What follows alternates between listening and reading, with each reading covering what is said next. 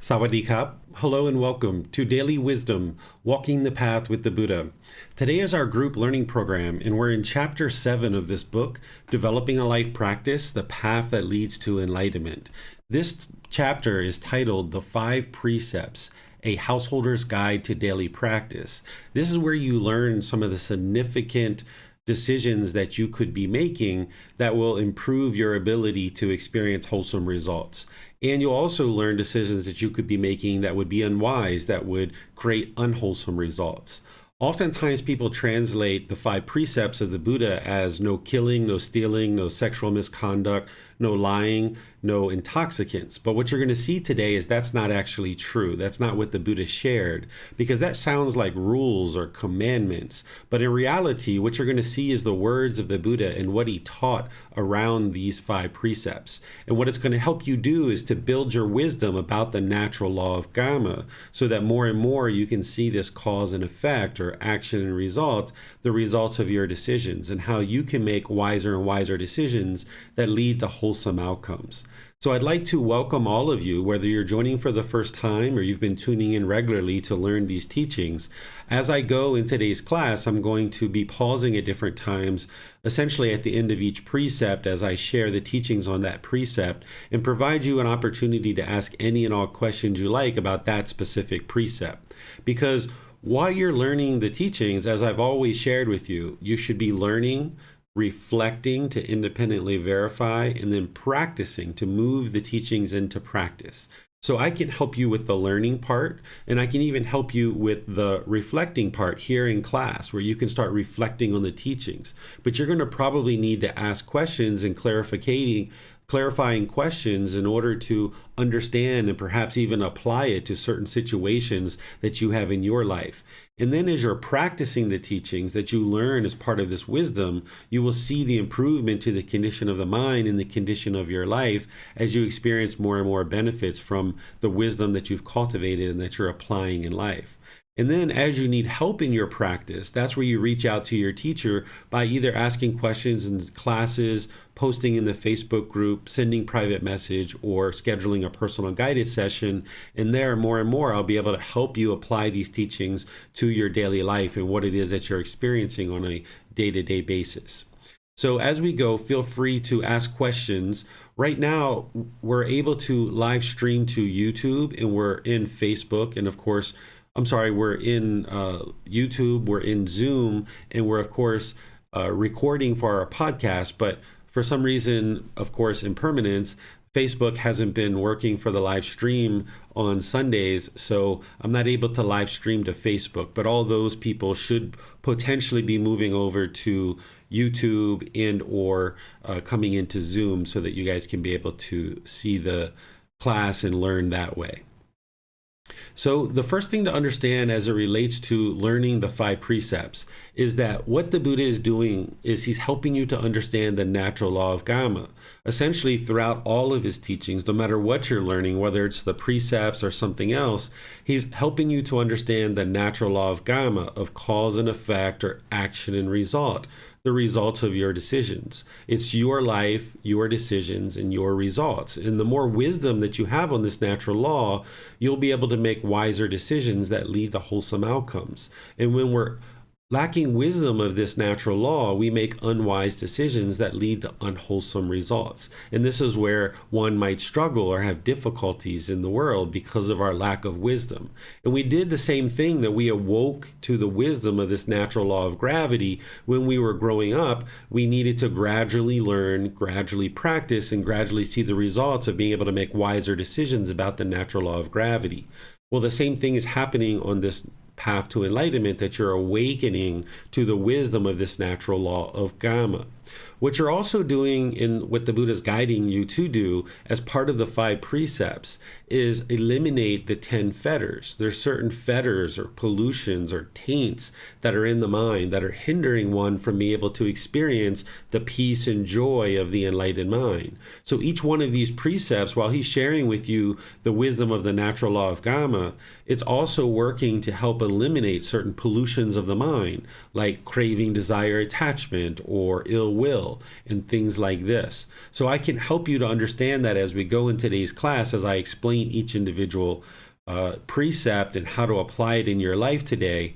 Just remember that whenever we're talking about moral conduct, whether it's as part of the Eightfold Path or it's part of the Five Precepts, the Buddha is guiding you to understand this natural law of Kamma. They're not rules, they're not commandments. He's not using guilt, shame, or fear in order to motivate people to learn and practice these teachings. He's exposing you to the wisdom of this natural law so that now with that wisdom, you can make wiser decisions and experience more wholesome and better outcomes in your life, both in your personal and professional relationships.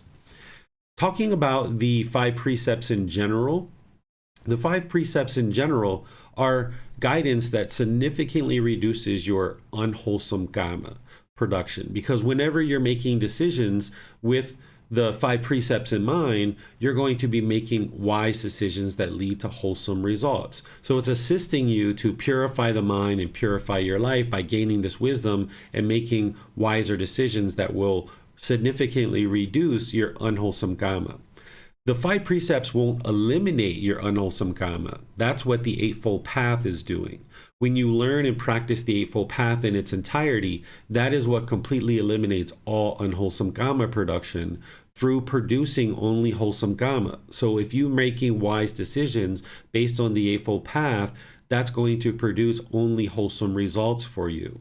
But because we've all made decisions in the past, there are certain decisions that we've made in the past that have kind of cluttered up our life. It's kind of like a garden hose, that we've been putting this mud into this garden hose throughout our life.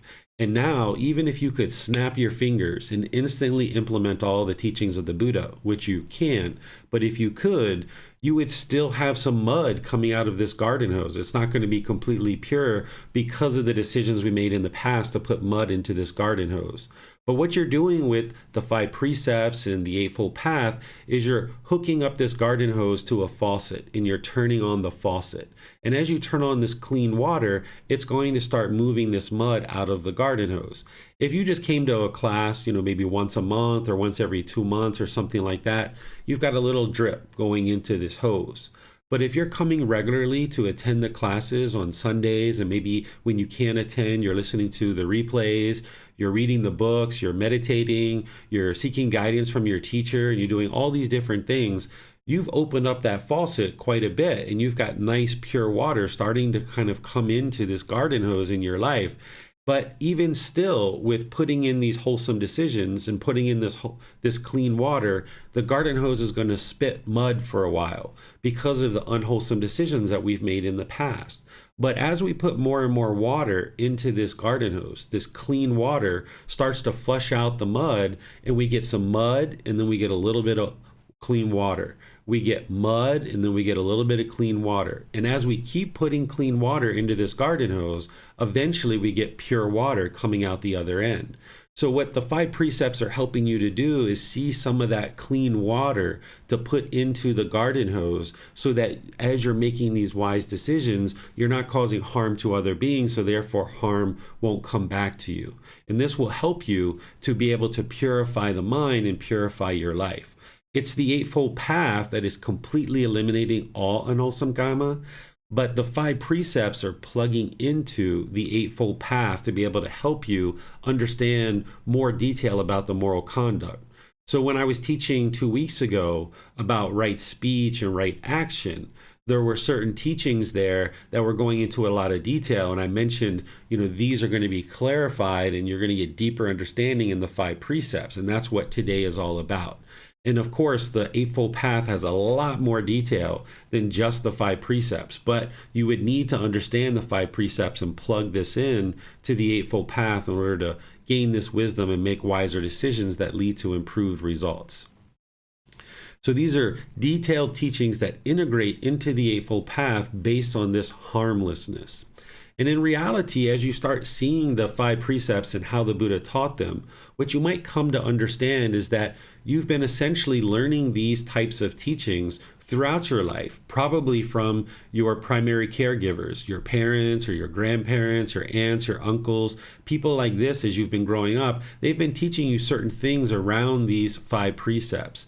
But depending on how they introduced them to you, depending on how they talked about them, they might not have talked about them as the five precepts. They might have just generally talked to you about killing or stealing or sexual misconduct or lying or intoxicants. But what you're going to see today is that with the illuminating language of a fully perfectly enlightened Buddha, and then having a teacher walk you through, you're going to be able to get a level of detail that you might not have gotten when you were learning with your primary caregivers. But even those things that your primary caregivers were teaching you, that was helping you along the path to be able to help you to understand things that you're going to also be learning as part of the five precepts.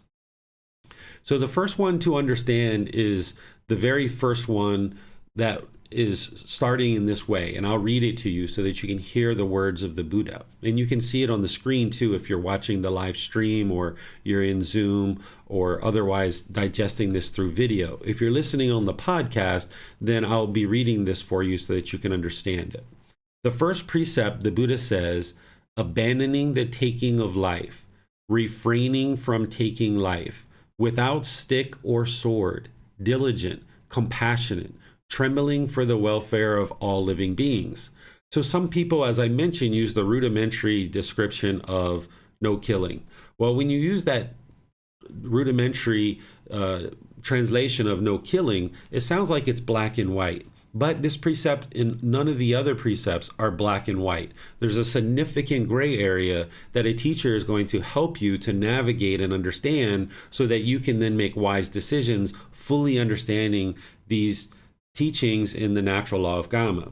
So whenever you're studying with the words of the Buddha, you would like to investigate them. As I've shared with you, you never believe the teachings. You learn, reflect, and practice. So when you see a teaching like this in the words of the Buddha, you can understand that it's based on living beings. He's talking about living compassionately for living beings. So the first thing you might ask yourself, well, what is a living being? Because you need to know what a living being is in order to know how to live compassionately towards that living being. Well, a very basic way to think about a living being is a being that is developed from an egg, a sperm, and it has a consciousness. This is a very simple way to think about a living being. Plants and bacteria, things like this, aren't a living being the way that we've describe a living being. We sometimes think about these things and discuss them as being alive, but they're not a living being in the way that the Buddha described a living being. As you move forward on the path to enlightenment, you learn what's called the five aggregates. This is where the Buddha describes what a living being truly is. These five aggregates, or five collections, or five elements, are the five things that determine a living being as a living being. I'll share them with you now, but just understand that there's something you will learn later, like when you move into the Pali Canon and English study group. That's where we usually explore this in a lot more detail. What the five aggregates are is the Buddha shares that all living beings will have these five elements, or these five collections, or these five aggregates. It's form, feeling, perceptions, volitional formations, and consciousness. What form is a living being is going to have physical form. Like a human being has physical form. There's skin, there's bone, there's tissue. A dog, a cat, a bird, a ant, a monkey, a whale. These all have physical form. Even a tree has physical form, but as you'll see, a tree doesn't meet all the criteria of the five aggregates. The next thing is that a living being is going to have feelings. This is the feelings in the mind, that discontentedness that we described. A enlightened being isn't going to have discontentedness, but they're going to have certain mental qualities. An unenlightened being is going to experience those conditioned feelings. Then there's going to be perceptions in the mind of a living being. What a perception is this is the way that a being has certain opinions and views of the world, the way a being looks out at the world. This is what's called a perception. What a volitional formation is, which is the fourth one, that is choices and decisions. A living being is going to be able to make choices and decisions about their life and things that they're doing in life. And then there's the consciousness or the mind. These are the five aggregates: form, feeling, perceptions, volitional formations, which are choices and decisions, and then a consciousness. So here you can see things like a human being, animals, and things like this. These are all living beings. You can see in this same scenario with these five aggregates that something like a tree, while we respect trees and we're not interested in harming the forest, they're not a living being in the way that the Buddha is describing them. That's why harvesting a tree doesn't lead to unwholesome kamma. We're going to need to pick fruits and vegetables and plants and things like this. These aren't living beings, but we should, of course, respect them and ensure that we have them around because we need them as human beings. A tree has physical form, for example, but it doesn't have feelings. It doesn't have perceptions. It doesn't look at the world and have certain opinions and views about the world. It doesn't have volitional formations or choices and decisions. A tree can't decide to uproot itself, walk down the street, and then plant itself again. And this is because it doesn't have the fifth aggregate, which is a consciousness or a mind. So here you can see that plants and bacteria or viruses and things like this, they're not a living being because they don't have all five aggregates that the Buddha taught. But for now, you can think about a living being in this simple way that I've shared, which is an egg, sperm, and consciousness. And that's what the Buddha is talking about here, is living compassionately for the welfare of all living beings. Okay, so now that we understand that this is what a living being is, and the teaching that he's sharing is to live compassionate for all living beings, you will need to ask yourself, understanding this compassion towards all living beings, which compassion is the concern for their misfortune, you might decide for yourself whether or not you would participate in a euthanasia of a human or animal, or the termination of a pregnancy, or suicide, or assisted suicide, or capital punishment, or war, or some government-sponsored killing, or murder. These are all intentional killings. Now, some of the things that I just mentioned here, these are things that we do in the world. And some people look at some of these things that I just shared as a political conversation, like the termination of a pregnancy. Right now, this is something that's discussed in political environments. And nothing that I teach is about politics. It's not about politics whatsoever. And it's not about black and white, about, that abortion should be legal or abortion should be illegal or anything like that. What I'm sharing is this natural law of Kamma, which is a much higher law than the human laws that we create. And you can't apply these things in black and white. So let's use this one about termination of pregnancy to kind of dissect it and reflect on it and see how living compassionately for the welfare of all living beings can be understood. If a woman came to me, in maybe even if they have their partner, and they asked me, should I get an abortion? I wouldn't say yes or no, because it's not my place to make a decision for another person about whether they should or shouldn't get an abortion. And I take this approach with everything. Even if somebody comes to me and asks whether they should ordain as a monk, or whether they should be a household practitioner, or whether they should take this job or that job, or whether they should move to this city or that city, I never make decisions for a student. I'm just going to share the guidance of the natural law of Kamma and then let somebody make their own decisions, because only that individual knows what's best for them. All I am is an advisor and providing guidance. So if a woman came to me and asked if they should get an abortion, I wouldn't say yes or no. I would just say, if you get an abortion, here's how that's going to affect you based on the natural law of Kamma. And if you don't get an abortion, here's how that's going to affect you based on the natural law of Kamma. And then there's certain situations where a woman might be carrying a baby that it's well known from medical technology that this baby is not going to go to full term. And by maintaining the baby in the womb of the woman, it's putting the woman's health at risk, and she could potentially die. So in this situation, if you're living compassionately for the welfare of all living beings, then you know that by allowing that pregnancy to continue, that it's risking the health of the woman. And to live compassionately, the proper decision may be, depending on the doctors and the family and everybody who's involved, it may be to terminate the pregnancy, and that would be living compassionately for the welfare of all living beings. So the Buddha didn't teach to preserve all life at all costs. That's oftentimes how people interpret these things.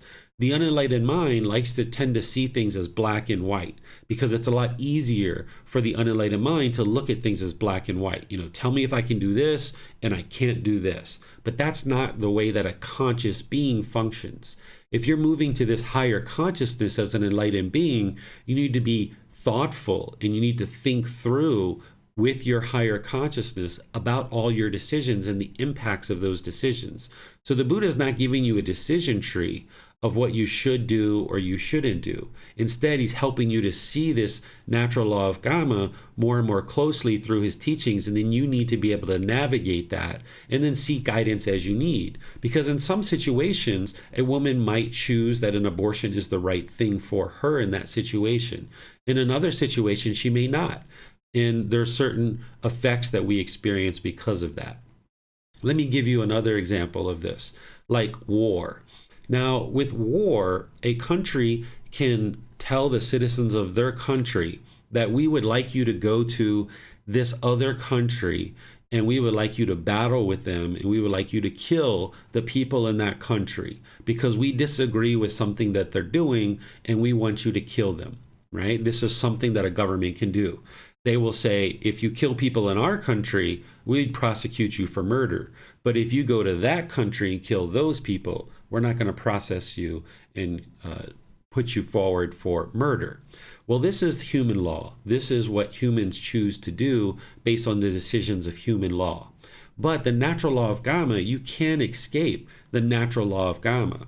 If somebody chooses to go to war, while their government has maybe given them authorization to do that and they won't be prosecuted for murder as a human law, they are still going to be affected by this natural law of Kamma regardless of what their government says, because the natural law of Kamma doesn't function based on humans making a certain decision or not. Because if an individual goes off to war, even though their government has agreed that they can go do that and they can murder people in that other country, they have a very high likelihood of being killed themselves. They have a very high likelihood of being injured or getting an amputation or something like this. They have a high likelihood of coming back from war with certain mental challenges as a result of being in the war. They have the potential of committing suicide, potentially, based on the anguish and difficulties that they're struggling with inside the mind.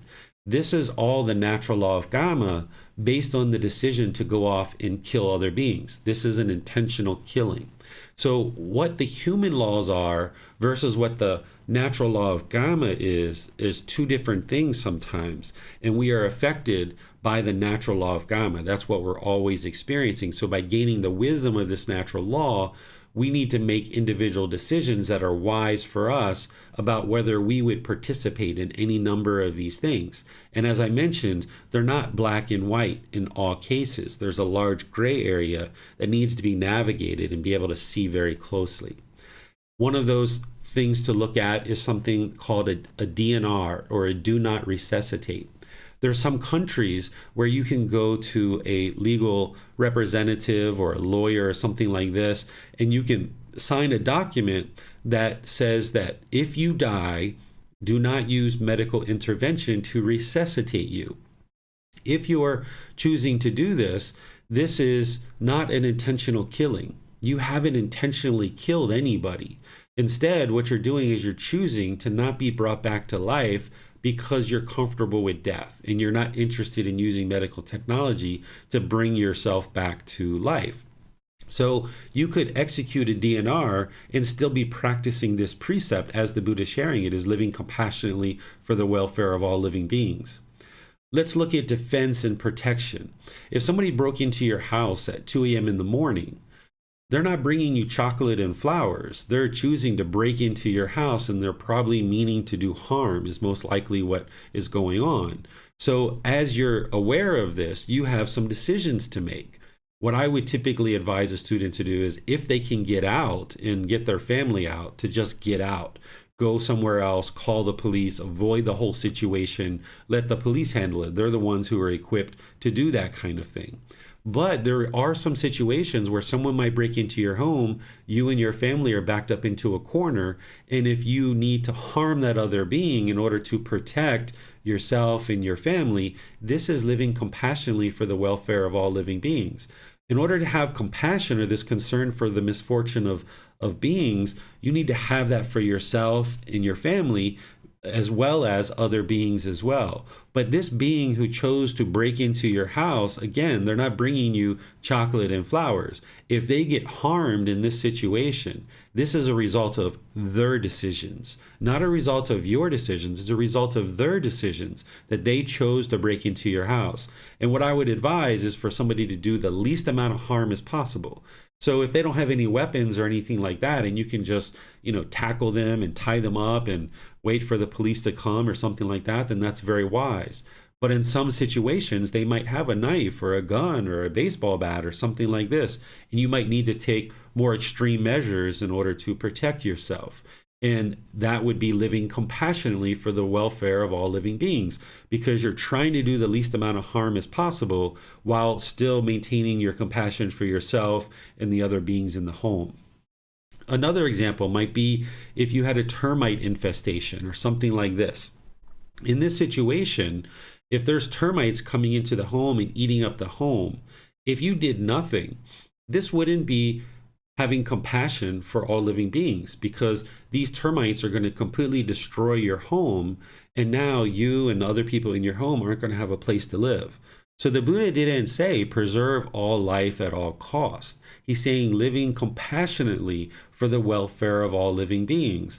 And what that would mean for me, if I had a termite infestation, which we actually had at one point here, there were some termites at our house, that would involve researching on the internet to see if there's any ways to eradicate these termites without killing them, and seeing if there's something like that available. But what you might come back to understand is that really the only way to eradicate termites is to hire somebody to come exterminate them. And that's what my wife ended up doing. She called a company and they drilled holes around our house and they put food that had certain poisons in there, and then they ate that poison, and then it went back to the nest, and then the nest slowly but surely got disintegrated. But in this situation, we were living compassionately for the welfare of all living beings, because we looked to see if there was options to eradicate them without killing them, but there weren't. So in order to live compassionately for the welfare of the beings that are living here, there needed to be steps taken to be able to eradicate these beings. And this is those beings' Kamma, that they were choosing to cause harm. So harm came to them. And this is one of the problems about being reborn into the animal realm, is they lack certain decision-making ability. They don't have a well-cultivated consciousness. And oftentimes animals' existence is based on causing harm. So like a snake has to kill in order to eat, or a lion has to kill in order to eat. Same thing, the termites have to eat wood, and sometimes because of their lack of insight and wisdom, they're going to eat the wood of a person's house rather than a tree that's out in the forest. And when this occurs, then human beings need to take action, because the Buddha is not teaching to preserve all life at all costs. He's teaching to live compassionate for the welfare of all living beings. The next thing you might choose to look at in terms of practicing this precept is about your food consumption, and whether you could decide to consume animal products, or whether you choose to move to a vegan lifestyle or something like that. If you are looking at research, what you'll find is that the meat that we eat has various substances in it that is affecting the health of our body. And it affects the health that when we eat it, it causes inflammation, it causes sickness, it causes various diseases. But there's also substances like antidepressants, cocaine, hormones, drugs, and toxins that are in that flesh that when we eat it, it affects our body and it affects our mind. There's been people who have researched and taken fish out of very clean running streams in places like America, and they've tested the flesh of the wild salmon, and they found cocaine, antidepressants, and other substances in these fish. There was over 90 different substances that they found, and this was supposed to be a very clean river. But because human beings have been flushing certain prescription medications and illicit drugs and things like this into the water table, now our clean water streams, while they might look clean to the eye, they've actually got substances in them that are now being absorbed in the animal's flesh, like fish, or if a cow is drinking the groundwater, this is all going into their flesh. And then when a human being is eating that, they're ending up experiencing the results of that decision, that the cocaine and antidepressants and other hormones and things like this are in the flesh of the animal, and we're ingesting that, and it's affecting our body and our mind. You can also look at the research where scientists and anthropologists and researchers have shown that human beings at one time were plant-based eaters. And remember, I don't believe anything that I am exposed to. I'm always learning, reflecting, and practicing. So when I learned this, that humans are plant-based eaters, I started looking around for independently verifiable evidence that at the beginning of time, human beings were plant-based eaters. And I looked at my teeth, and I know that horses and cows and animals who eat grains and grasses, they have very flat teeth. And I noticed that human beings also have very flat teeth. And then I compared that to animals who eat meat, like predators and carnivores. They have very sharp teeth because they're grabbing, ripping, and tearing in order to eat meat.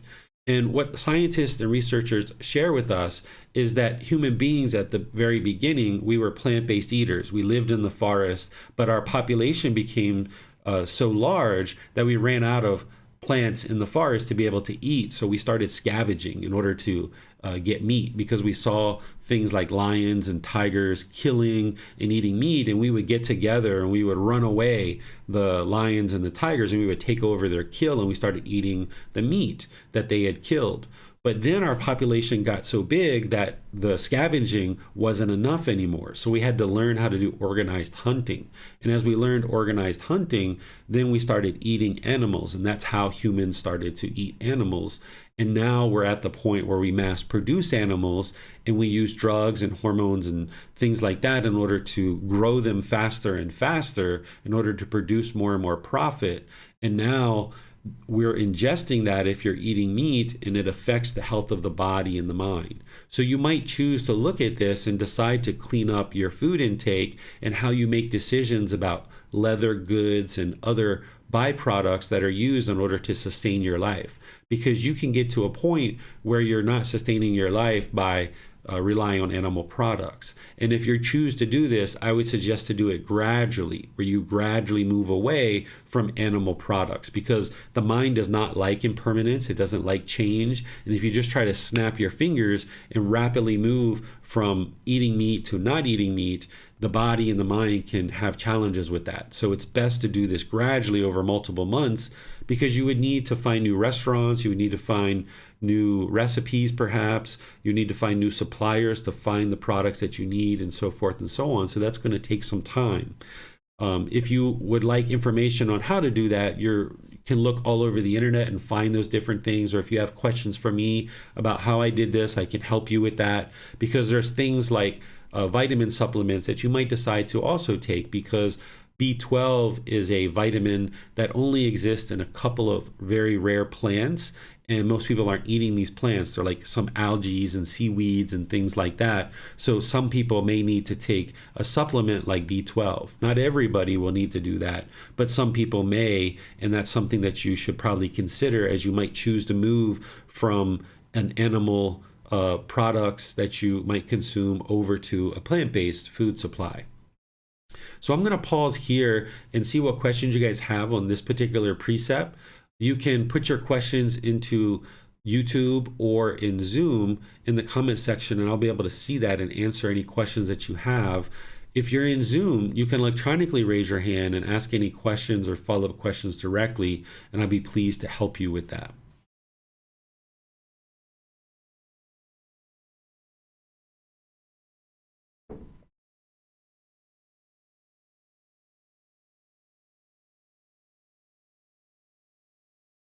All right, I'm not seeing any questions in YouTube or Zoom. So you guys must be understanding things to a certain degree with this. So I'm going to move on to the next precept and discuss the second precept that the Buddha shared. This one, again, I'll read to you and then we'll talk about it and I'll open up to any questions that you guys have. What he shares here is abandoning the taking of what is not given, living purely, accepting what is given, awaiting what is given without stealing.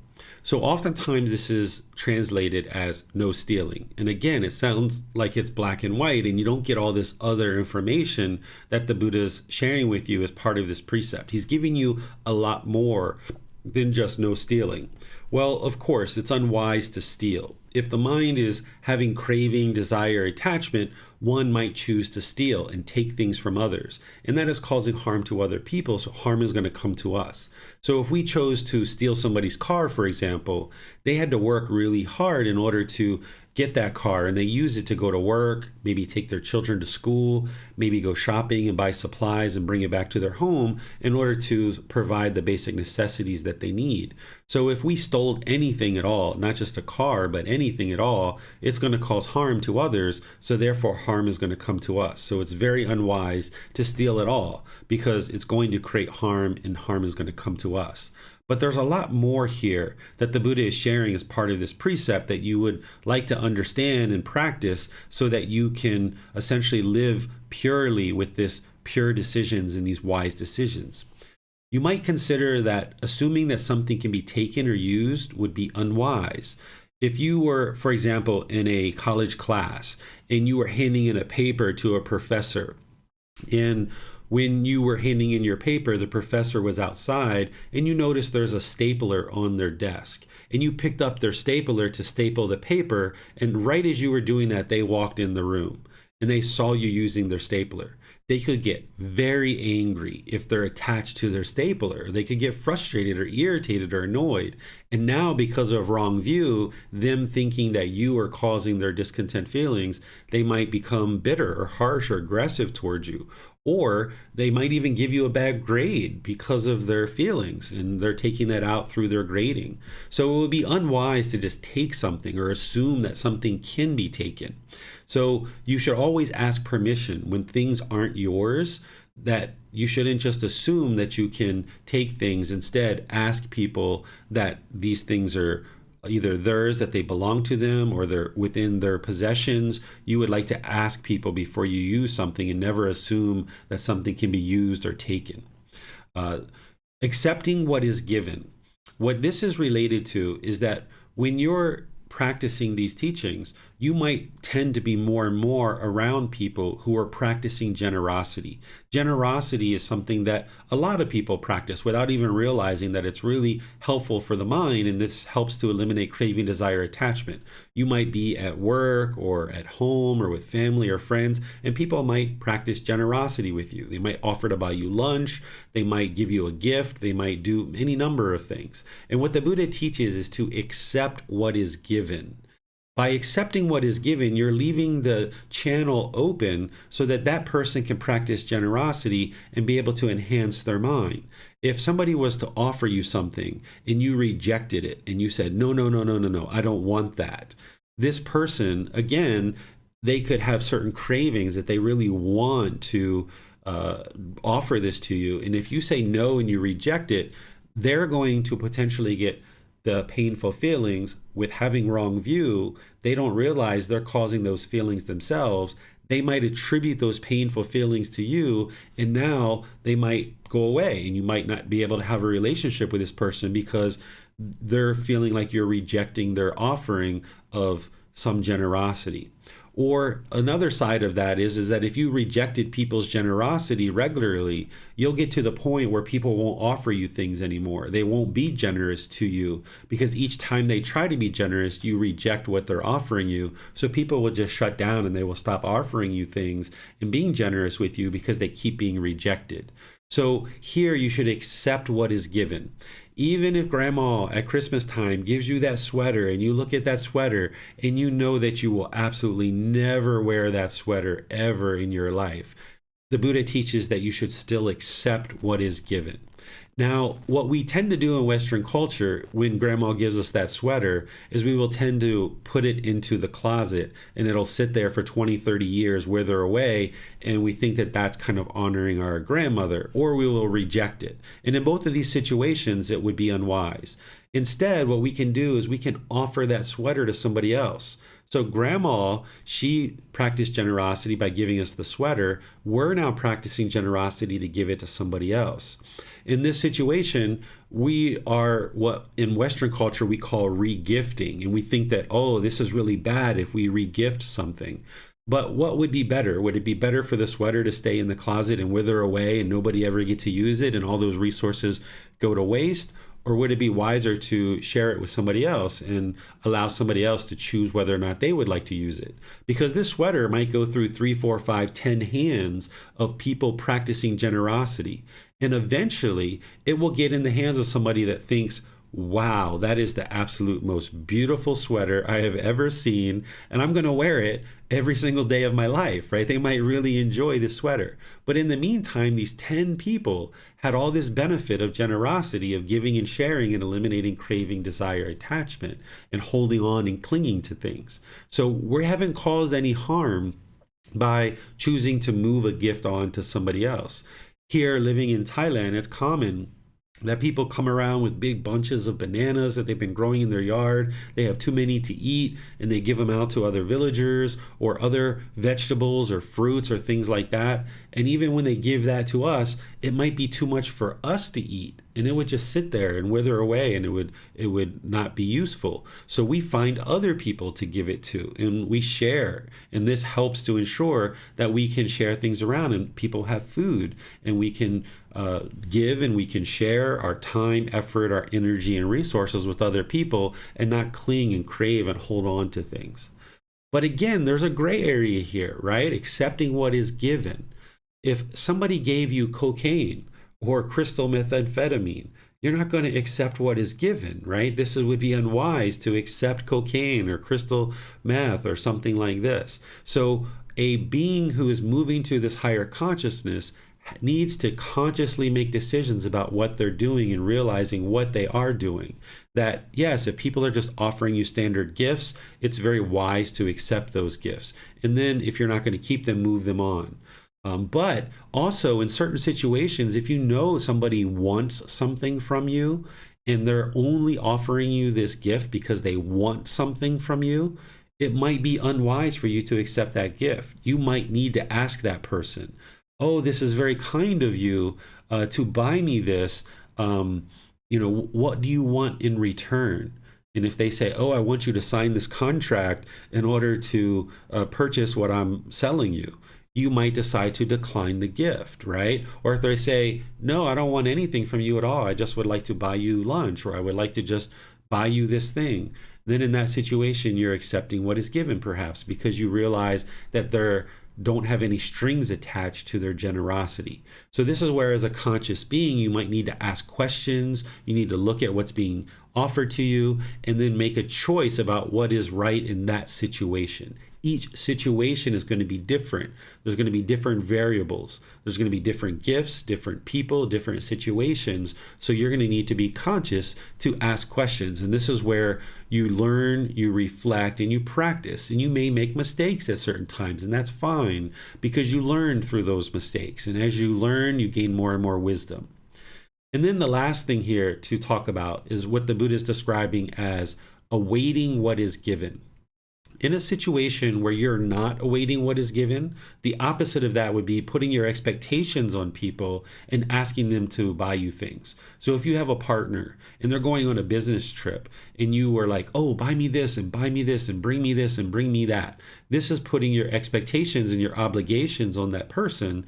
And now they might be burdened with that throughout their trip. And they find it a struggle to get all these things that you've asked them for. And this could put tension and stress in your relationship. Whereas if you just await what is given, where they're going on a business trip, if they choose to get you a gift, wonderful. You accept what is given. If they choose not to give you a gift, then that's fine too. If you don't have a craving or desire for a gift, then when they go away and they come back and they have nothing, then that's fine too. That's not an indication of anything. They might have just been active in their work, or they didn't have the money to get something, or they didn't have the time to do it. We shouldn't have obligations where we're expecting things from people and asking them to give us things. This is one of the reasons why you won't hear me as a teacher or other people who are practicing these teachings and sharing these teachings. I won't ever ask you to donate money to me or give me anything, because I don't want anything from you. Instead, I just give and give and give and give and give and help the students to learn, and I just await what is given. If a student chooses to support me and support the work that I'm doing to be able to help me to continue to offer these teachings to you, then wonderful. A student chooses to do that, but I don't have an expectation of that. I'm just awaiting what is given. I'm just practicing generosity of giving my time, effort, energy, and resources to help others. And then based on the natural law of Kamma, if those people choose to then make an offering to help me and assist me to continue to offer these teachings, then I would accept what is given. And that would be very kind. And there's certain students who do that. And that's the only reason why I'm able to continue to offer these teachings. But you'll never find, a plate being passed around in a Buddhist temple, at least any of the ones that I've been to, where people are expecting or asking for money, because we just await what is given. We just give without expectation of anything in return. And that's what pure generosity is. And we're going to be talking more about generosity when we get to chapter 10, which is a few weeks from now. But I just connect that for you to help you understand why a Buddhist teacher and why a temple never ask their students or ask the people for any particular thing. We just give and give and give. So let me pause here and see what questions you guys might have about this particular precept, understanding that it's helping you to understand the wisdom of the natural law of Kamma and eliminate craving, where the first precept is about eliminating anger, hatred, and ill will. Because in order to kill a living being, there needs to be a certain amount of anger, hatred, and ill will in the mind. So it's protecting you from harmful decisions so harmful results don't come to you, but it's also helping you to eliminate anger, hatred, and ill will. And then same thing here, this particular precept is helping you to eliminate craving, desire, attachment, but it's also helping to ensure you're not causing harm to others and harm doesn't come to you. So you can put those questions into YouTube or into Zoom. And if you're in Zoom, you can electronically raise your hand and ask any questions that you like.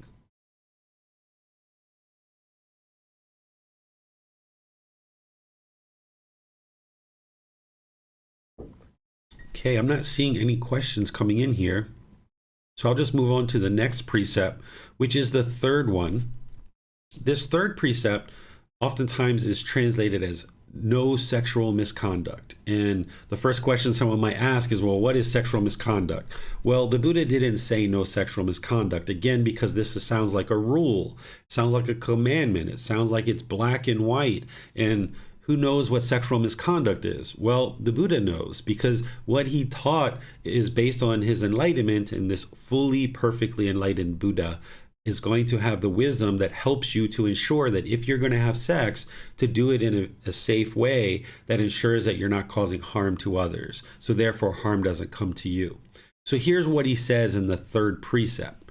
He says, abandoning unchastity, abandoning sexual relations with women, men who are protected by their mother, father, mother and father, brother, sister, or relatives, who are protected by teachings, who have a husband, wife, or partner, whose violation entails a penalty, or even with one who has been garlanded by a man, woman, or partner as a sign of engagement. Okay, so I'm going to break this down and help you guys see what the Buddha is teaching here. Here, he's teaching to not have sex with minors. That's where he says, those who are protected by their mother, father, mother and father, brother, sister, or relatives. Because if you had sex with an 8-year-old or a 12-year-old or any being that is a minor, they're being guided by their parents.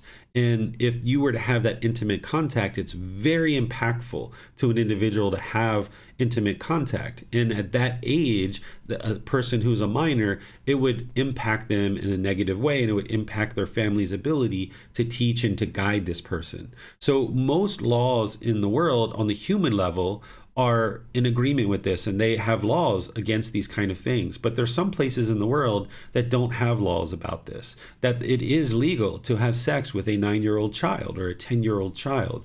But in that situation, if you know the natural law of Kamma, which is a much higher law, then you can practice and make decisions in a way that keeps you and others around you protected. The Buddha also talks about sex without consent. This is where he talks about whose violation entails a penalty. Because if you were to have sex without consent, then you would essentially be raping this person, stealing and taking what does not belong to you. It's even affecting the second precept, right? So if you have this penalty through violating a person by forcibly having sex with them without consent, this is going to cause harm to them, so therefore harm comes to you. Sex with multiple partners. This is where the Buddha is talking about abandoning unchastity. This sex with multiple partners would be having sex and being in sexual relationships with multiple people at the same time. If you have sex with just one person at a time, this is what's going to protect you. In situations where you may not have done that, where you've had sex with multiple people, there's certain things that can come back to you as a way of harm. This can be sexually transmitted diseases. People have been beat up or injured based on having sex with multiple people, and people finding out and not being in agreement with that. People have even been murdered over this kind of thing. So by you ensuring that you only have one partner at a time, you ensure that you are not going to get sexually transmitted diseases, most likely, and you're not going to get injured or murdered by some other person who's maybe in a relationship with that person. So it's best to only have one partner at a time. Sex while living in a home with relatives is something that some cultures do. Here in Thailand, if you meet a partner, you might talk to your family and ask them if you can move into the family home with your partner, and your family will either give consent for that or not. And if this is happening and the family has consented to this, this is an acceptance of the relationship. This is where the parents or the grandparents or the other relatives are accepting this partner to move in, and they know that you having sex is part of the agreement or part of the relationship, so to speak. So in this case, you wouldn't be breaking this precept or causing any harm because you've sorted out with your relatives before you've moved in with your partner that they're accepting of this relationship. If there's sex with someone who has previously decided to remain celibate, this would cause harm. This is where the Buddha is talking about who are protected by their teachings. There are certain people who have decided to practice the precept of not having sex with others. And this isn't something that you need to do right now, but at some point you might choose to move away from sex. And if you do, then you're on this path to enlightenment, and you're bringing your practice to a point where you might decide that you would like to give up sexual activity. You can actually get to the first or second stage of enlightenment and still maintain sexual relationships. But in terms of doing the work to get to enlightenment, ultimately, by somebody choosing to get to enlightenment, they would end up deciding to let go of sexual contact. That doesn't mean you have to do that today or tomorrow or the next day, but at some point in your journey in this life, you will probably choose to let go of sexual contact. It might be when you're 30, 40, 50, 60, 70, 80, 90. It's hard to say. Everybody's different. It's your practice. It's your journey. You can actually do all the other work on the path to enlightenment and still get into that first or second stage of enlightenment, and your life will be very, very peaceful. You will have significantly reduced your discontentedness in the mind, but by still having sex, you're going to still experience discontentedness sometimes, because there's going to be situations where you want sex and you can't get it. and the mind's going to be discontent in that situation. So in order to move to enlightenment, where the mind experiences no discontentedness whatsoever, you would need to let go of sexual contact. But when or if you decide to do that is your choice. So it's not something you need to run out and do today, but gradually over time you might make these choices, and that's your choice to make when or if you ever do that. But for somebody who has decided to remain celibate, if you were to try to lure them away from that and have sex, it's hurting them because they're not going to be able to get to enlightenment. And it's hurting the rest of the community because having an enlightened being in the community is very beneficial for all the people in the community. So it would be wise to ensure that if you're having sex with somebody, they're not choosing to remain celibate. Here in Thailand, ordained practitioners have chosen to remain celibate, so they're wearing robes. Oftentimes people will wear all white in order to help others to know that they're choosing to be celibate and to not have sex with them. This isn't the reason why I chose to wear white. I have chosen to no longer have sex, and I haven't had sex for quite a while, but that's not why I chose to wear white. But some people do choose to wear white in order to help others to understand that they're not having sex any longer. And this helps the community to navigate that and understand that. So as you're choosing to have sex, be sure it's somebody who's sexually active and interested in doing that, and they're not choosing to remain celibate. If you have sex with people who are already in committed relationships, so even though you might be single, but somebody else is in a committed relationship, in this situation, you're causing harm. You're taking that person away from their relationship. And now this is where, again, you can get sexually transmitted diseases. You can get in fights and arguments and injured. You can even get murdered. There's been plenty of people that have been murdered over this kind of thing. And that's not something that you're interested in doing. So by making the decision to only have sex with someone who is single and ensuring that to be the case, then you're protecting your mind and protecting your life, that you're not going to encounter that. Sex outside of any relationship you're committed to. So if you have a relationship with a partner and you go outside the relationship and have sex with somebody, again, you're exposed to sexually transmitted diseases, injury, and even potential murder in some situations. If you were to have sex with someone who is human trafficked, this person is having sex with multiple people, they're being forced into this, they're a sex worker, and you having sex with that person, you're supporting this almost slave environment. And again, you can get sexually transmitted diseases if you went into some type of brothel or some kind of situation where you're having paid sexual services. You can get injured and get in fights and arguments. You can get drugged. You can get murdered. These are all things that occur for people who participate in those types of activities. There are some other things to talk about too as it relates to this particular precept. Is we just talked a bit about paid sexual services. So that's something to keep in mind, that if you were having paid sexual services, you're having sex with somebody who's having sex with multiple people. And this would be unwise because of the reasons I mentioned.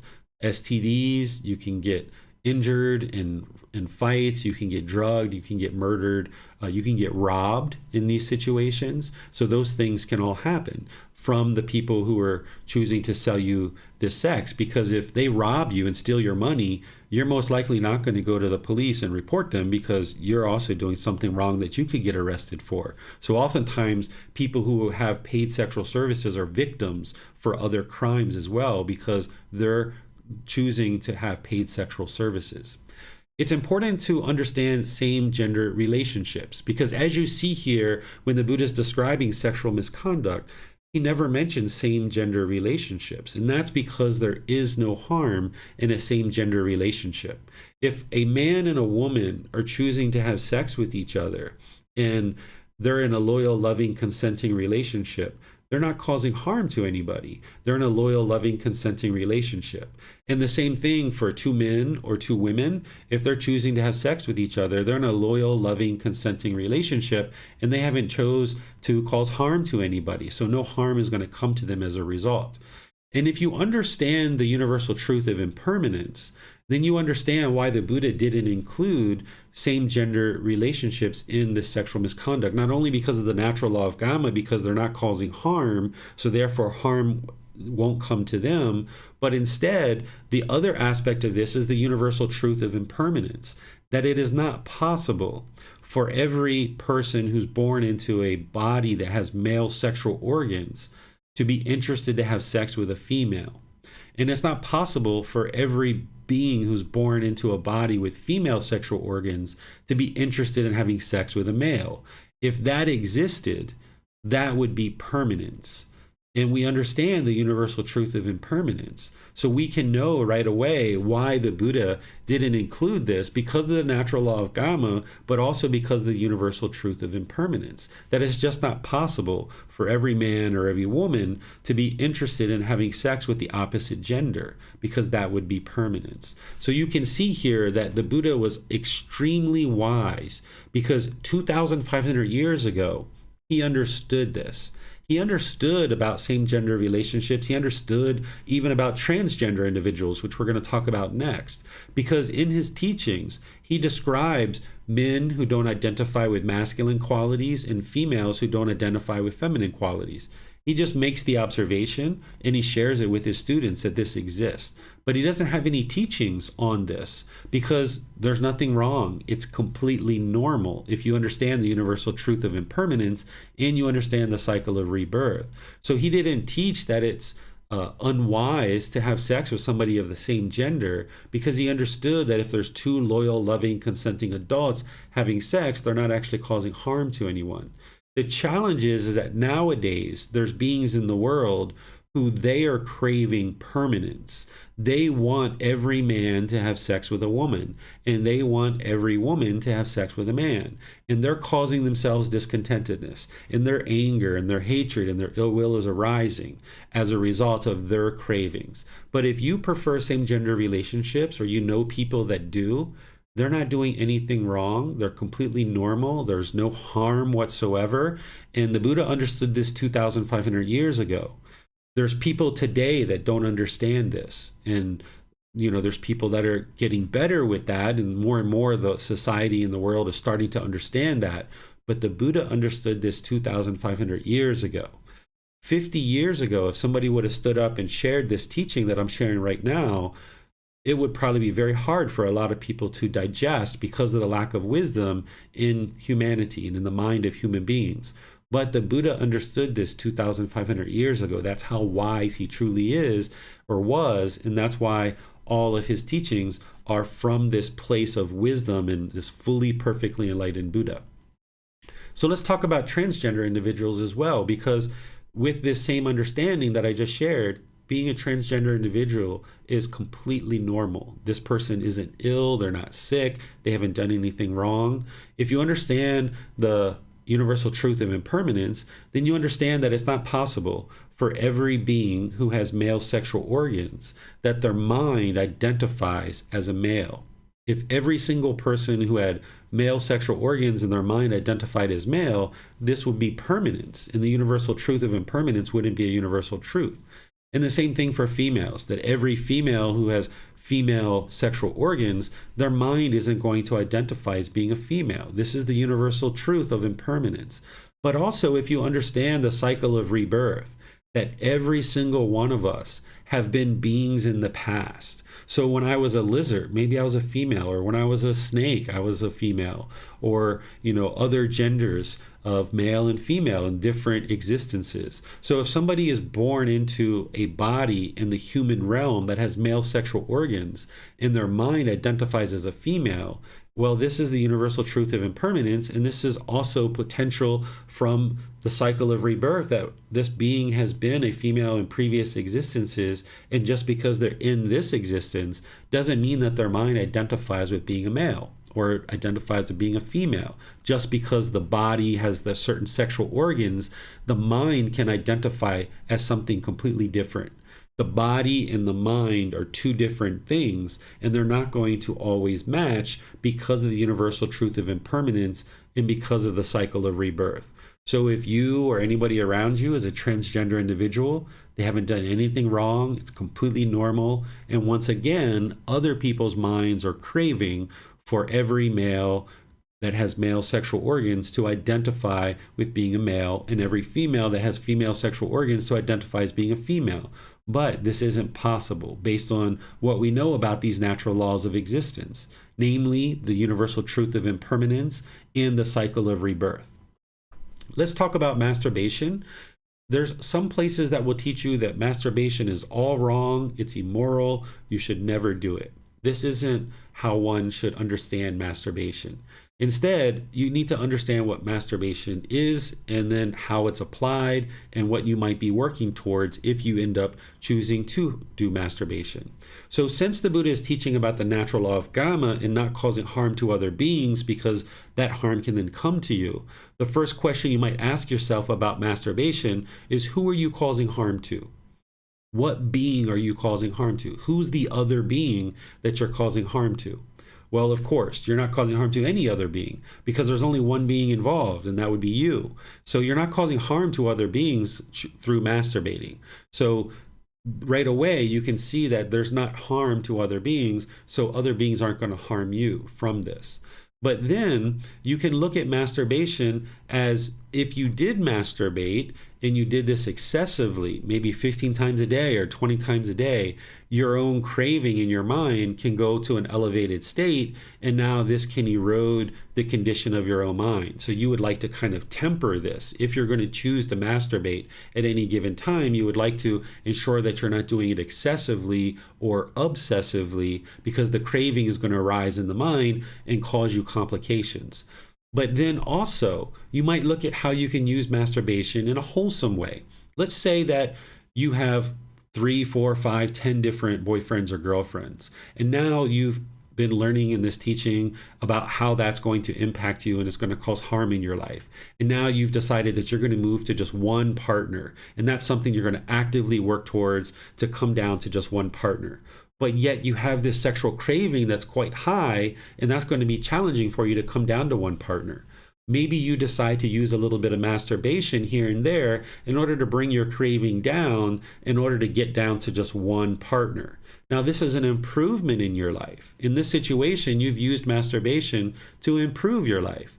Or let's say that you have one partner, and now at some point in your life, you guys have decided, both of you, that you're no longer going to have sex, and you're going to move closer to this enlightened mental state. And you guys might choose to no longer have sex, but still maintain your relationship. You might choose to use some masturbation in that situation to decrease your sexual craving, and that is beneficial and helpful. It's improving your life. So masturbation isn't all wholesome, and it's not all unwholesome either. It's all about how you're using it and ensuring that you're working towards the ultimate goal, which would, the first step would be to just have one partner and ensure that you're not masturbating excessively, or that you might be using it to eliminate certain cravings. So if someone had a choice to either go out and rape somebody or go out and cheat on their partner, or perhaps masturbate, it would be much wiser to masturbate. Or if you have a choice of going out to have paid sexual services or masturbate, you might choose to masturbate. So this is how you can use it in a beneficial way, but you just need to be observant of the mind, that you don't allow it to go into obsessive part where, 15, 20 times a day that this is what's happening. So you can observe that about your practice and understand that it's not immoral to do this, that you're not causing harm to somebody else. Something like sex with animals, an animal can't give you consent to have sex with them. This is why if you did this, it would be very unwise.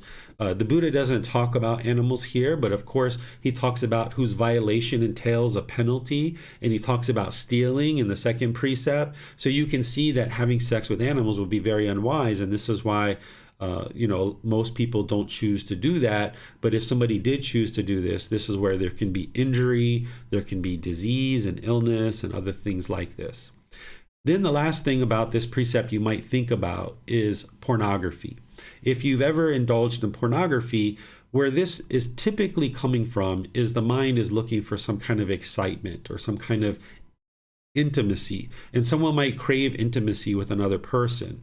But instead of maybe going in that direction, they might go in the direction of pornography.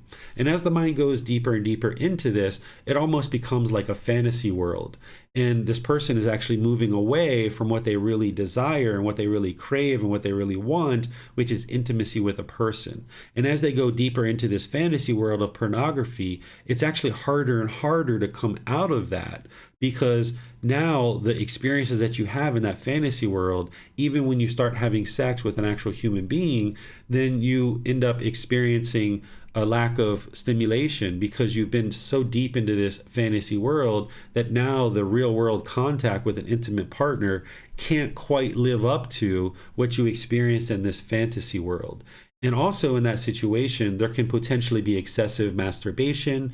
There can be support of other people to act out these scenes who are now having sex with multiple people. So there's certain harms that are being caused here. And each one of these things that I just talked about, whether it's on this precept or any of the other precepts, the book has extensive detail about all of these. So you can read the book and see what I talked about, because something like pornography, I talked about it in quite a bit of detail to help you see all the potential harms and challenges with that, along with these other things as well. Here, I'm just kind of giving you a summary in class and opening up to any questions that you might have. But if you read the book, you'll see a lot more details on each one of these aspects of these precepts and how to apply them in our day-to-day life. So I'll pause here and see what questions you guys might have about this particular precept. You can put that into YouTube or into Zoom, or you can raise your hand in Zoom and ask any questions that you like. I'm seeing a question here in Zoom. It says, could you please teach about defense of our own body? Okay, so back to the first precept. I'm not sure what you're looking for there, Mintu, about the defense, other than if you need to defend yourself, you should, and you would like to do that with the least amount of harm as possible. But your best defense is the decisions that you make that lead up to that situation. So for example, if I went out at 2 a.m. in the morning and I went to a bar or maybe some place where they're using drugs and alcohol, and then I'm standing outside while the bar closes and now there's a fight, I've made a whole lot of decisions that have led up to that situation, and now I'm put in a situation where I need to defend myself. So some of the best decisions you can make is prior to ever getting into a situation where you might potentially need to defend yourself. So in terms of going out at certain times of day, in certain terms of visiting certain types of businesses or establishments, in terms of associating with certain friends, in terms of your right speech. Having right intention, right speech, and right action will help ensure that harm doesn't come to you and that you're not in a situation where you need to defend yourself. But as I used as an example, you might be in a situation where all you're doing is at home in bed sleeping, and somebody breaks into your house at 2 a.m. in the morning. You haven't done anything whatsoever. You're doing everything that you're supposed to be doing, which is potentially being at home and sleeping at night. So in this situation where you need to defend yourself, you would like to do it with the least amount of harm as possible. And then always realize that in other situations, there's a whole lot of decisions you can make that ensures your protection. So let's just say I go out at 1 p.m. in the afternoon. If I'm at a restaurant and I'm just sitting there eating and minding my own business, if somebody came up to me and started to become aggressive and hostile, I would just choose to leave if I could, right? If there's no ego there, then you can just leave. But if there's ego there, you might decide to stand up, puff up, try to get into a fight, and this can be very problematic for you.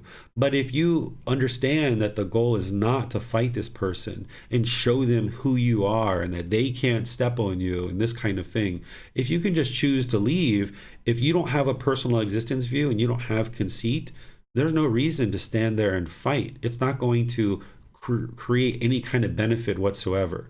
Sure, the other people in the restaurant, they see me walk out and leave, they think I'm a wimp or whatever, so be it. It doesn't matter to me. Those people aren't involved in my life. and I can just leave and I can be safe. I can get in the car and I can drive down the street, have no problems whatsoever. But if I stand up and I fight, let's just say this guy pulls a knife or this girl pulls a knife or a gun, or say there's other friends with them and they attack me, say the police show up, there's all kinds of problems. And for what reason? Because of conceit, because of personal existence view? It's very unwise to do that. The only time that I would end up causing harm to somebody in a situation like that is if I'm aggressively being attacked and I need to get this person off of me or get them off of my friends or family that's around me. But if I can just leave quietly and diffuse the whole thing, then that's what I would prefer to do, because there's a whole lot of decisions you can make that lead up to that before you have to put your hands on somebody and do something like that. Because once you do that, now there's a whole lot of other harms that can come to you based on potentially needing to cause harm to this other being. So if that answers your question, then great. If not, feel free to ask some follow-ups and I'll answer you if you have some specific situations that you would like to discuss related to defense. I'm not seeing any questions in YouTube, and I don't see any more in Zoom either. And for all of you that are tuning in that maybe tune in on Facebook, I apologize that Facebook's not working today. Just some impermanence there that Facebook needs to sort through in order to allow us to continue to live stream there. So I'm going to move forward to the fourth precept to help you guys understand this particular precept. And here I'll read this one first and then we'll talk about it. The fourth precept is abandoning false speech, refraining from false speech, a truth speaker, one to be relied on, trustworthy, dependable, not a deceiver of the world. Okay, so the very rudimentary translation of this is no lying, right? And this sounds very rudimentary. It sounds like a rule. It sounds like it's black and white and this kind of thing.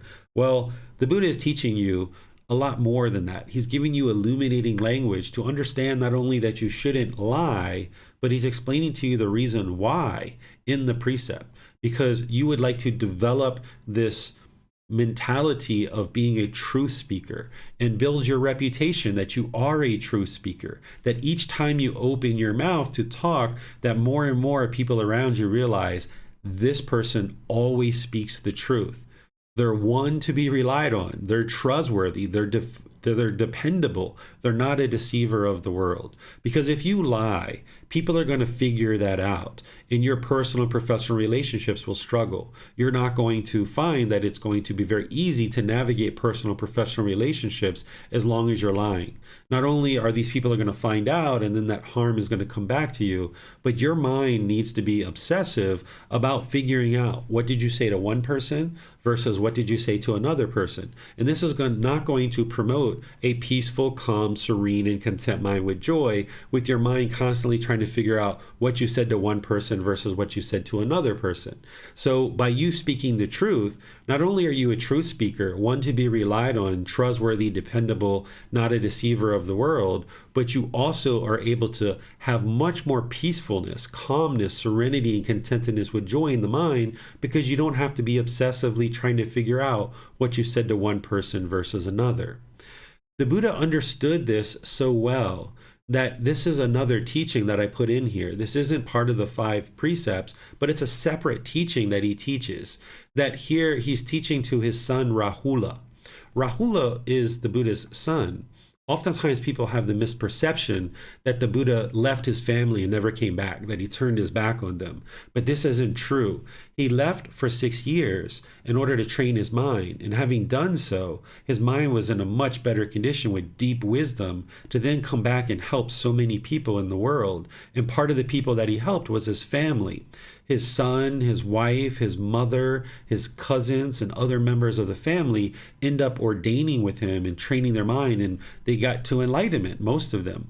And this was because he chose to come back to that region of the world, and they chose to ordain with him.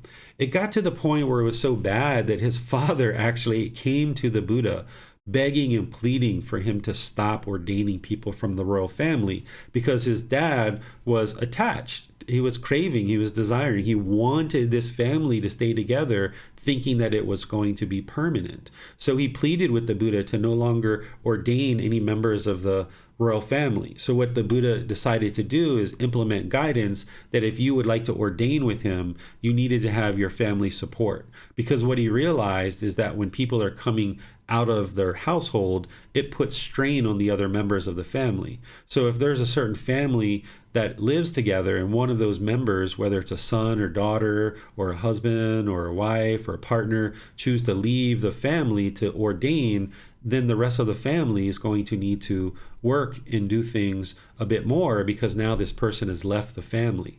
So this is in place even to today. Here in Thailand, if you go get ordained, your family are the first people to cut the hair from your head.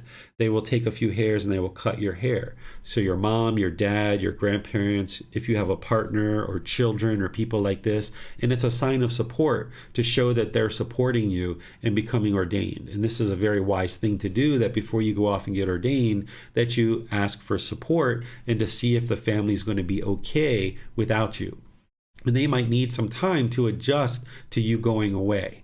So the Buddha spent time with his family after he got enlightened, and he actually helped a lot of them along with the people in the community. Anybody who came to seek guidance and sincerely had an interest to get to enlightenment, he helped them. So here, this is a teaching to his son Rahula. He says, even so unwise and empty, Rahula, is the recluseship or life practice of those who are not ashamed to tell a deliberate lie. So too, Rahula, when one is not ashamed to tell a deliberate lie, there is no evil, I say, that one would not do. Therefore, Rahula, you should train thus. I will not speak a falsehood, even as a joke. Okay, there's a few things to learn here related to this teaching. The first thing that I like to point out is that a Buddha tells jokes, right? Sometimes when you see pictures of the Buddha and the pictures that I use and other people use, he's in this meditation posture looking all serious. And you might think that an enlightened being or a Buddha is just serious all the time. No, a Buddha tells jokes, right? A Buddha is going to be cheerful and uplifting, and they're going to have a very fulfilling life. So they tell jokes. So if you'd like to tell jokes, go tell jokes. Go have fun. Go laugh. Go enjoy life. That's what being enlightened is all about, is getting rid of all the discontentedness so that you can thoroughly enjoy life. So a Buddha is a human being just like you and I. He tells jokes. But when he told jokes, he didn't even tell a lie. Because if you can imagine this being who was really wise, if he was in classes like this, sharing teachings with students, and he was speaking all the truth, but then on the side, he was lying and he was deceptive, and even when he was telling jokes, he was lying, people wouldn't know whether or not he was telling the truth or whether he was lying when he's teaching classes, right? So he built up his practice to the point where he didn't even lie when he told a joke. He just ensured that he was always speaking the truth. Still, he encourages students to investigate and examine his teachings and not believe what he says, but students will be much more likely to do that if they know this person never lies, even when they tell a joke. So you could build up your practice to be that way as well, where you never tell a lie.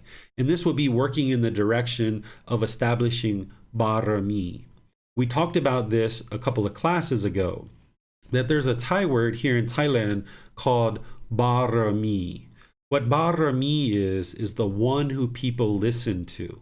A person who establishes barami, they're going to be practicing the Eightfold Path really closely. And they're also going to not be lying or deceitful. They're going to be trustworthy. They're going to be dependable. They're going to be one to be relied on because they can be influential in their personal professional relationships, in their communities and in the work. If you have barami, it means you're the one who people listen to, and people develop this over time. You can't just snap your fingers and have barami, but you develop it over time by more and more people in your life realizing that you only speak the truth. And that's what the Buddha did, is he ensured that he was always speaking the truth, even when he tells a joke. The other thing that you can gain from this teaching is where the Buddha says, so too, Rahula, when one is not ashamed to tell a deliberate lie, there is no evil, I say, that one would not do. So that means if you have people around you that lie, What the Buddha is saying is there's no evil that that person is unwilling to do. And you might consider, should I continue to involve this person in my life? Are they a life partner? Are they a friend? Are they a coworker? Are they my employee? Are they my babysitter? Are they taking care of my elderly parents? If you find that people are lying in your life, you should consider what the Buddha is teaching you here is that there's no evil that they would not be willing to do if they're willing to tell a deliberate lie. So it's wise to include people in your life that are trustworthy and dependable, that they can be relied on. If you include people in your life that are lying and you find out that they're lying and you continue to involve them in your life, the lies that they're making, they're affecting them, but because of your choice to include them in your life, this is your karma. So if your life partner or other people in your life are lying and you continue to be in these relationships, understand that you can be impacted by that because of your choice to involve these people in your life. So for you, you would like to be a truth speaker, one to be relied on, trustworthy, dependable, not a deceiver of the world. And you might even choose to go the extra step of ensuring that the people you involve in your life, whether they're on a personal level or a professional level, that they are also speaking the truth as well. Let me see what questions you guys have on this particular precept. Again, you can put that into Zoom or into YouTube, and I'll see those and be able to answer your questions for you.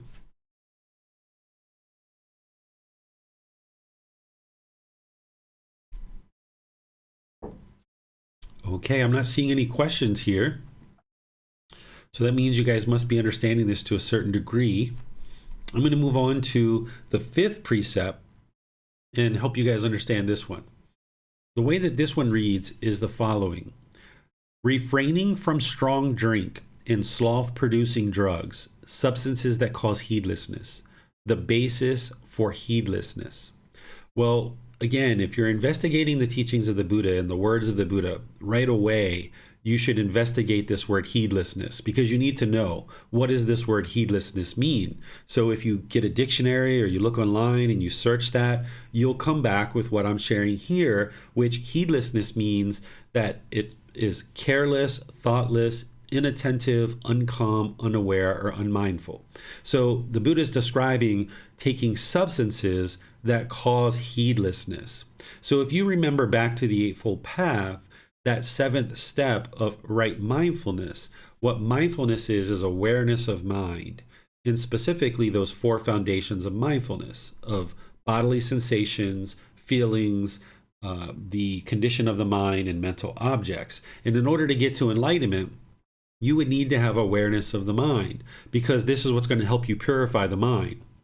If you can see the wholesome things that are going on in the mind, you would like to support those, encourage those, and don't allow them to fade. And if you can see certain unwholesome things in the mind, you can eliminate those from the mind. And that's how you purify the mind, is by having mindfulness or awareness of mind.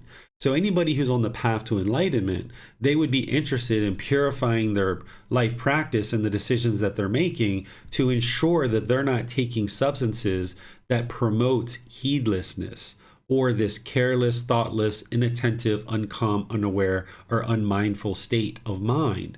Because when you promote unmindfulness or unawareness in the mind, then you're more likely to do all the other things that we're talking about, whether it's killing or stealing or sexual misconduct or lying. When you have substances on board in the body, you're more likely to do all of those things. If you talk to people who are in prison or in jail, they might be there for murder or robbery or some other offense. But if you talk to enough of them, what you'll find is about 80% of them are there because of substances that cause heedlessness. They might have been charged with murder or robbery, but if you talk with them, they would tell you that they would have never murdered that person if they weren't on some substance, or they would have never robbed that bank or robbed that gas station if it wasn't for the substances that they were taking. So substances cause all kinds of complications in our life, and it will hinder you from being able to progress to enlightenment because it's promoting just the opposite of what you're trying to promote in the mind, which is this natural ability to cultivate mindfulness or awareness of mind. Now, that's what I would like to share with you about this teaching. But now we need to look at some of these things more closely, because there's substance like marijuana that we have irrefutable evidence that there's some medical benefits with this plant. But there's ways that you can take this safely and address the medical concerns. And there's also ways that somebody could take it with promoting heedlessness in the mind. There's research that shows that there's children who have seizures about 20 times a day, and they give them a little bit of CBD oil on the tongue. And now this child doesn't have seizures for 6 months. And this shows us that, yes, this plant absolutely has medical benefits. But in that situation, what you're typically looking for is a plant that is very low in THC and very high in CBD. These are the two parts of the plant that the THC promotes the high or the heedlessness, and the CBD promotes the medical qualities that the plant has to be able to bring some medical benefit to the body. So in this situation where you're applying marijuana for medical purposes, you would look for a very low THC and a very high CBD. And then you would like to look at how you're ingesting the plant. Because if you're ingesting it as an edible or a oil, this is not going to cause any harm to the physical body. Whereas if you were to smoke the plant, it's going to cause harm to the lungs. And this would be a result of your decisions. So there are people who are using marijuana for heedlessness, and this would be unwise. You would like to purge that if you're currently doing that. But if you're using it for medical benefits, a real legitimate medical purpose, then you might look at ingesting it as an edible or an oil, and you would look for a high CBD and a very low THC. And then it's important to look at certain reasons why people are using marijuana, because some people might say that it's a medical purpose, that I have stress and I have anxiety, and I'm going to use marijuana in order to eliminate my stress and anxiety. But in reality, the marijuana isn't going to solve this problem, because what's causing the stress and anxiety is the craving, desire, attachment in the mind. And the marijuana isn't going to eliminate the craving, desire, attachment. It's just going to push the stress down. It's going to cover up the anxiety. But as soon as the mind no longer is using the marijuana, then that stress and anxiety is right there again. The mind hasn't cultivated the wisdom of how to address this problem of stress and anxiety through eliminating craving, desire, attachment. So if you're using marijuana for stress, anxiety, things like this, understand that that's never going to solve the problem. It's just covering it up. What you would like to do is use the teachings of the Buddha to cultivate wisdom, eliminating craving, desire, attachment. That's what will solve the stress and anxiety.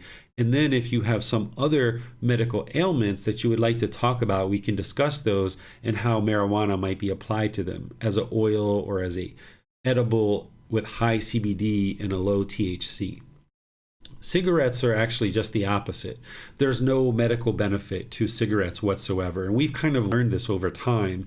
There was a period of time where lots of people in the world smoked, and now less and less and less and less people are smoking because we've realized that there is no beneficial purpose to smoking cigarettes, and that it's going to cause this physical body harm. And that's why there's all kinds of medical ailments that occur because of smoking cigarettes. And then also secondhand smoke as well can cause harm to children or adults or animals that might live with us. So it's wise to completely purge that from your practice, eliminate the craving, desire, attachment, and gradually work towards eliminating cigarettes. Because as you do that, as you eliminate any craving, desires, attachments, it usually works best when you do it gradually.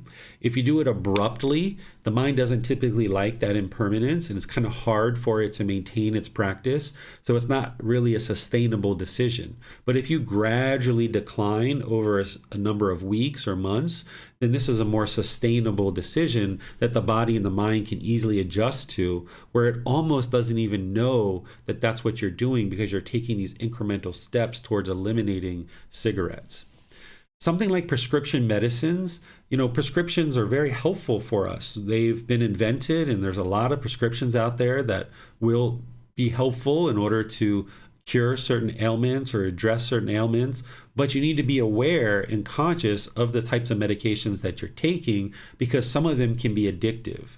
And if you are meeting with something like that and you realize that a doctor is prescribing a certain medicine that can potentially be addictive, you might decide to have a conversation with the doctor about potentially selecting another medication so that you don't need to take that medication and potentially get addicted to it. If it's the only option, then you would need to keep this in mind so that you can, as soon as possible, get off that medication so that there's not the potential that the body or the mind becomes addicted to this substance, and then you have a challenge with heedlessness or this unmindfulness. Even something as simple as caffeine can actually promote heedlessness in the mind. That there's no reason why the human body needs caffeine. Physically, we don't need it in order to sustain life. It's a stimulant or a drug that we've introduced because as the body feels tired or the mind feels tired and lethargic, we tend to use caffeine to lift us up and get in this, more energetic state. But the problem with that is just temporary, and eventually one crashes or comes down from that. An enlightened being has trained their mind and cultivated the mind where they're not getting tired, they're not getting fatigued. When you're carrying around craving, desire, attachment throughout your day, where you're wanting things to be a certain way, when you get the things you want, you get those pleasant feelings, but when you don't get what you want, the mind experiences painful feelings. And this can be very tiring for the mind. The mind and the body can become very fatigued. You can come home at the end of your day and just feel completely wiped out because of craving, desire, attachment. And if you turn to caffeine as a substance to lift you up, then you're going into this state where you have energy, but then you're going to ultimately drop off. And what you would like to do is maintain your wisdom and build up your wisdom so that you can eliminate craving, desire, attachment, and you're no longer experiencing that up and down effect of the caffeine by completely eliminating it from ingesting it. And just like other things that I've talked about, when or if you choose to do this is your decision. What you will find is that when you choose to eliminate caffeine, you'll get more clarity in your mind. It'll promote more mindfulness, thus getting you closer and closer to enlightenment. But when or if you choose to do that is your choice. And if you do choose to do that at any time, it would be wise to do that gradually to allow the body and the mind to adjust to it. That's what I needed to do. I had to gradually move away from caffeine. And as I did, I noticed there was headaches, significant headaches. I noticed there was shakes and trembling. This is an indication to you that this is indeed a drug and the body's going through withdrawal. Just like the body would go through withdrawal with something like heroin or something else, it will go through withdrawal with caffeine. So you would like to gradually do this so that the body and the mind can adjust to no caffeine. You would also like to be aware and look at your sugar intake, because if you take an excessive amount of sugar, the mind will go in and the body will go into the sugar high, and then there's a crash. So you would like to kind of monitor that and ensure that you're not ingesting a significant amount of sugar, taking the mind up into this high, and then it crashing and coming off the other side. So monitor that and ensure you're looking at that. There are some people that will share with you that they take psychedelic substances in order to help them get to enlightenment. This is not how you would get to enlightenment. There's no aspect of getting to enlightenment that involves psychedelic substances. It's actually hindering somebody from being able to get to enlightenment. There's a certain aspect of the mind that is developed, or I should say experienced, as part of taking psychedelics that can kind of make people think that it's somehow beneficial to them. But what the path to enlightenment is about understanding the mind, understanding these natural laws of existence, and training the mind to do that reflection and be inward looking and be introspective about what's going on in the mind. Oftentimes, psychedelic substances can kind of mimic some of this, but the mind hasn't figured out how to do this by itself yet. The mind is still relying on a substance to be able to try to do that. So when you stop taking the substance, the mind doesn't have the ability to do that naturally on its own. So what you would like to do is cultivate the mind to be introspective and inward looking through its own natural devices. And you will be able to cultivate the wisdom to be able to do that and do that on a consistent, ongoing basis to be able to promote the qualities of mind that you need in order to train it to get to enlightenment. As long as the mind has craving, desire, attachment, for a psychedelic substance, it's not going to be able to experience the qualities of the enlightened mind where it's peaceful and joyful. So this is everything that I have to share with you guys on the 5 precepts. And I'll just open up to any and all questions you guys have about the 5 precepts or anything else that you guys would like to talk about. You guys should know that you can put that into Zoom or in YouTube, and I'll see it in the comment section. Or you can raise your hand in Zoom, and I'll be able to call on you and answer any questions that you have.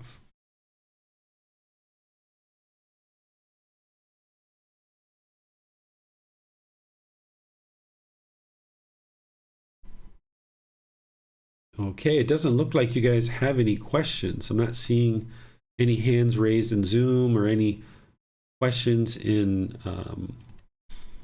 YouTube. So you guys must be understanding to a certain degree. And at any point that you have questions, you can ask those questions. I'm pleased to answer any questions for you. That's part of learning, is that you might need some clarifications at different times. In the book, as I mentioned, there's a lot more detail than what I'm able to cover in a class like this. So if you haven't yet read the book, you can go to buddhadailywisdom.com and download the free version. You can print that, or you can order it through Amazon as a Kindle version or a printed version, and you'll be able to see what I wrote about the 5 precepts. And that will help to inform your practice and gain more and more wisdom about the 5 precepts. In our next class, the next Sunday in the group learning program, it's going to be based on chapter 8. Chapter 8 is titled The 3 Poisons: Craving, Anger, and Ignorance. This is where we're now going to take this understanding that you have from the Four Noble Truths of just understanding the problem as being craving. The Buddha is going to pull back the layers and go deeper into it, and helping you to understand these 3 individual problems of craving, anger, and ignorance. Not only are we going to talk about the problems, but we're going to talk about the solutions. So we're going to talk about how these 3 individual pollutions of craving, anger, and ignorance manifest in your life and the problems that they cause. And then I'm going to share with you the antidotes or the remedies to these, so that you can then apply them and uproot this out of the mind. And as you're doing that, getting that pollution out of the mind, this is where you see more and more liberation or freedom of the mind, more and more qualities of enlightenment coming through, because you're eliminating more and more of the pollution of the mind. Then on Wednesdays, we're going to be doing our 4th class of our 4-part series, where I'm going to be sharing with you Buddhist chanting. We're going to be practicing Buddhist chanting, and then we're going to be using Buddhist chanting to ease into meditation. We're going to be doing meditation as a group, and you're welcome to attend that. Even if you haven't attended any of the other classes, you can attend and do the meditation with us. And then, of course, we have the Saturday class with the Pali Canon and English study group that you're always welcome to join at any time. It's a different type of class than what you're used to here. Some students decide to go through this program at least once or twice before moving into the Pali Canon and English study group, but it's always there and available to you. Some students might even choose to just show up for the meditation, and that's all. But that's up to you, what you might choose to do. But all of these are available to you, all the learning resources, all of the classes, and everything else. So thank you all for attending the class. Thank you for your dedication to learning and your diligence. We'll see you guys in one of these future classes. Have a very lovely and wonderful rest of your day. Sawadee krap.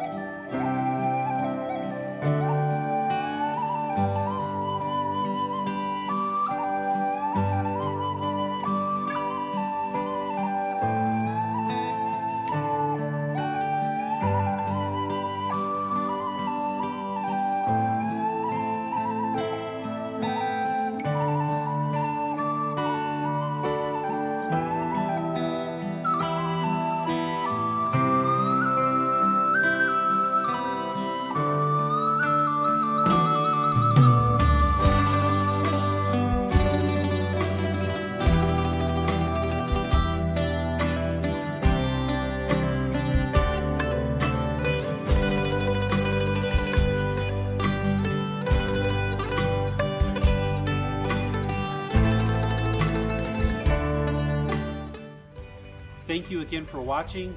Enjoy your meditation. Look forward to seeing you online and answering any questions that you might have. Thank you so much.